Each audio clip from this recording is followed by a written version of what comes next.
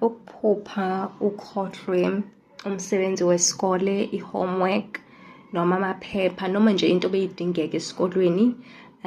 Kodwa-ke ngizothi ukukhohlwa nje i-homework kukhuluma ngokuthi kuyabonisa ukuthi ukhohlwa izwi likaNkulunkulu noma imiyalo kaNkulunkulu, igama likaNkulunkulu. Ngichaza ngokomoya ukuthi kuveza ukuthi awunakile nje, awunaki imiyalo kaNkulunkulu, awusenandaba, noma ubhizi, noma umsebenzi, ubhizi ngengane, noma umshado, noma umhlaba, noma istress, isizungu nje, ubhizi, awusanakile into ebalulekile empilweni yakho, ukuNkulunkulu, umuntu omele ngabe umnaka kuqala empilweni yakho. uMateyu 6:33 uyasho ukuthi naka uNkulunkulu kuqala ukuze yonke into izo-ediwa, yabo. Iphupho njena liba isixwayiso esikhulu ukuthi naka ukuthi kwenzakalani empilweni yakho, uzibheke ukuthi ubhizi kangakanani, isikhathi sakho usisebenzisa ukwenzani, nobani, lento le ikusiza ngani futhi lo yenzayo, usebenzela uNkulunkulu noma usebenzela ini kahle kahle empilweni yakho, ngoba uNkulunkulu uyasho ukuthi asiyonke into esiyenzayo eyakhayo.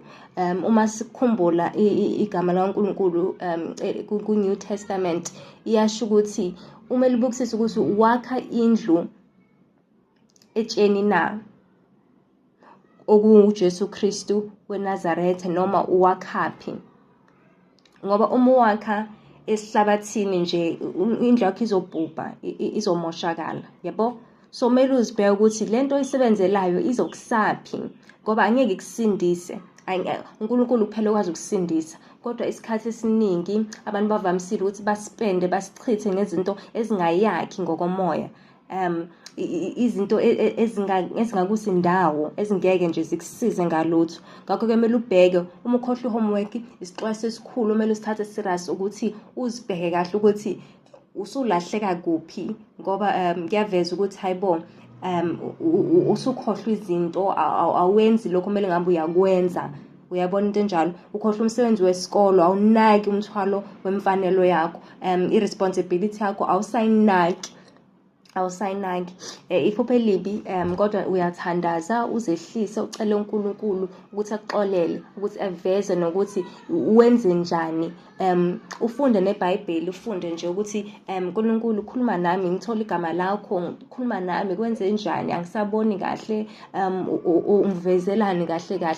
Ungavele uyekelele nje uthi hayi iphupho nje, ngicedile isikole. Cha, izinto zamaphupho, awuphuphi izinto, kuvamisile ukuthi ungaphuphi izinto the way zingakhona, kuba umfanekiso wenye into. Isikole kuyasho ukuthi ukufunda ngokomoya, wona uzocanga ukuthi hayi usucedile isikole akunandaba. Cha. Kodwa kwesinye isikhathi ukukhohlwa i-homework kuyaveza ukuthi khona into oyikhohliwe. Uma kuwukuthi ufuna ukuzwa more ngale subject lena, like, usubscribe, ucommente.